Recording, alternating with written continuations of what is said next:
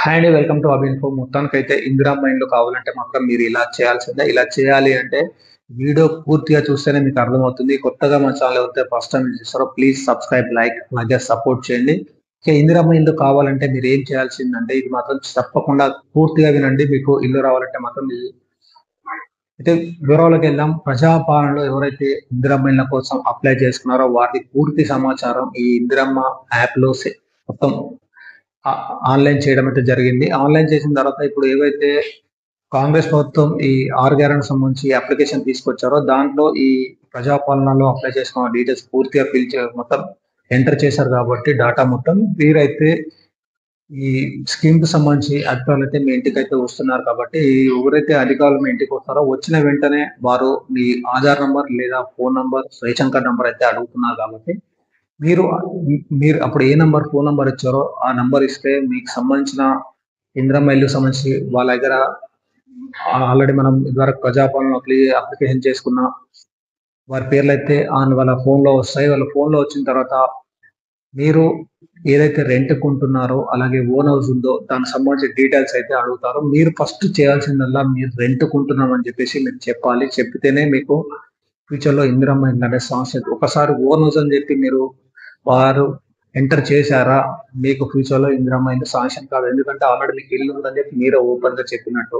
ఒకసారి వాళ్ళు ఆన్లైన్ లో ఎంటర్ చేసేటప్పుడు మీరు క్లియర్ గా చెక్ చేసుకోండి. వాళ్ళు అడగండి మీరు క్లియర్ గా ఒకసారి చూపెట్టండి సార్ మీరు ఎలా ఎంట్రీ చేశారు ఏంటి అనేది అడిగితే వాళ్ళు చూపెడతారు. దాని తర్వాత నెక్స్ట్ వచ్చేసి మీకు ఏదైతే రెంట్ ఉంటున్నారో రెంట్ కు సంబంధించి ఒక 3 ఫోటోస్ అయితే తీసుకుంటారు. ఒకటి మీరు ఉంటున్న రెంట్ కు సంబంధించి ఒక ఫోటో, మీ ఎవరైతే లబ్ధిదారు ఉన్నారో మహిళలు వాళ్ళతో ఒక ఫోటో తీసుకుంటారు. అలాగే మీరు ఏదైతే రెంట్ ఉంటున్నా అని చెప్తారో ఆ హౌస్ కి సంబంధించి ఇంకో 2 ఫోటోస్ అయితే తీసుకుంటారు. అలా తర్వాత తీసుకున్న తర్వాత మీకు 4 వీలర్ ఉంటే 4 వీలర్ ఉందని చెప్పండి, లేదా లేదని చెప్పండి. నెక్స్ట్ ఇంకోటి అగ్రికల్చర్ ల్యాండ్ అంటే మాత్రం ఇందిరమ్మ ఇల్లు కాదు. చాలా మంది ఈ చెప్పకపోవడంతో ఆటోమేటిక్ గా వాళ్ళు ఏదో ఒక సెలక్షన్ చేస్తున్నారు ఉండదని చెప్పేసి మీరైతే క్లియర్ గా వారికి చెప్పండి. ఇందిరమ్మ ఇళ్ళకి సంబంధించి మేము అప్లికేషన్ పెట్టుకుంటున్నాం కాబట్టి మీరు క్లియర్ గా చెప్పండి. ఒకసారి చిన్న మిస్టేక్ చేసినా కూడా మీకు ఇందిరమ్మ ఇల్లు కోల్పోయే ఛాన్స్ ఉంది కాబట్టి వారు ఆన్లైన్ లో ఏదైతే మీరు అడిగిన డీటెయిల్స్ వాళ్ళు ఫిల్ చేస్తుంటారో ఒకసారి మీరైతే ఎడిట్ ఆప్షన్ ఒకటే వాళ్ళకు ఉంది. బట్ ఏంటంటే మీరు ఫస్ట్ చూసుకోండి. క్లియర్ గా చూసుకున్న తర్వాతనే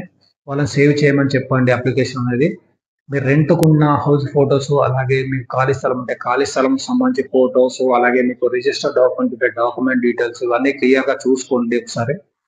వాళ్ళు చెప్పేటప్పుడు అన్ని ఫొటోస్ అయితే తీసుకుంటారు. తీసుకున్న తర్వాత ఆన్లైన్ లో సేవ్ అనేది చేస్తారు. సేవ్ చేసిన తర్వాత మీకు ఇల్లు వచ్చిందని ఎలా తెలుసుకోవాలి అంటే జనవరి 1st week or 2nd week లో ఈ గతంలో బీఆర్ఎస్ ప్రభుత్వం ఏదైతే రానవేషన్ పద్ధతి తీసుకొచ్చిందో అదే పద్ధతిలో ఈ లబ్ధిదారులకు సంబంధించి ఒక లక్కీ డ్రా అనేది తీస్తారు. ఈ లక్కీ డ్రా తీసిన తర్వాత ఎవరికైతే దాదాపు ఎగ్జాంపుల్ చెప్తున్నాను, ఒక విలేజ్ లో ఒక 500 మంది ఈ ఆన్లైన్ లో అప్లై చేసుకుంటే, ఆఫ్లైన్ లో ఇది ప్రజాపాలనలో అప్లై చేసుకుంటే అందులోంచి ఎవరైతే బెనిఫిషరీ అంటే అర్హులు ఉంటారో వారికి సంబంధించి 200 మంది ఉంటారు. 200 మంది లిస్ట్ అనేది బయటకు వస్తుంది ఆటోమేటిక్ గా రాండమైజేషన్ పద్ధతిలో.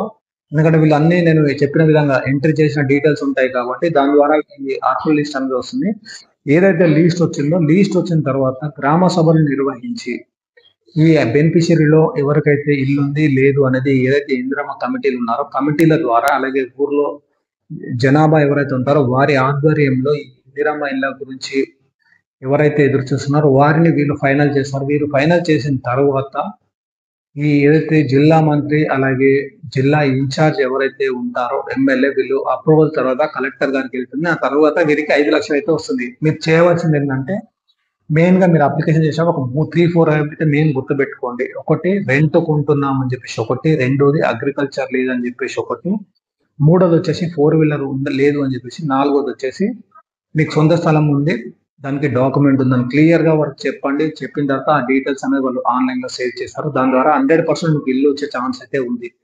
మిగతా వారికి సెకండ్ ఫేజ్ లో రావచ్చు, రాకపోవచ్చు. ఎందుకంటే ఓన్లీ ఎవరైతే నిరుపేదలు ఉంటారో వారి కోసం ఈ స్కీమ్ వచ్చారు కాబట్టి వారు పూర్తి డీటెయిల్స్ అనేది ఆల్రెడీ ప్రజాభవన్లో మీరు ఏదైతే అప్లై చేశారో ఆ డీటెయిల్స్ గతంలో బీఆర్ఎస్ ఇచ్చిన డబుల్ బెడ్రూమ్ సంబంధించి, అలాగే దానికంటే ముందు ఇందిరమ్మ హౌసింగ్ స్కీమ్ సంబంధించి ఏవైతే బెనిఫిషియరీ లీస్ట్ ఉన్నాయో అవి పూర్తిగా ఈ ఇందిరమ్మ అప్లికేషన్ ఏదైతే తీసుకొచ్చారో దానిలో పూర్తిగా వీళ్ళు డాటా అనేది ఇందులో సేవ్ చేయడం వల్ల ఇప్పుడు ఎవరికైతే కొత్తగా ఎదురు చూస్తున్నారో వారికి మాత్రమే ఇల్లు వస్తుంది.